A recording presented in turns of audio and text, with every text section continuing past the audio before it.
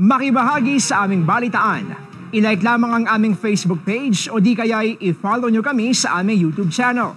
Para naman sa inyong mga comments, suggestions at public service announcement, mag-email lamang dito sa IBC. At yan ang mga makabuluhang balitang aming nakalap. Kaibigan, isang tulog na lamang po at atin ang sasalubungin ang bagong taon.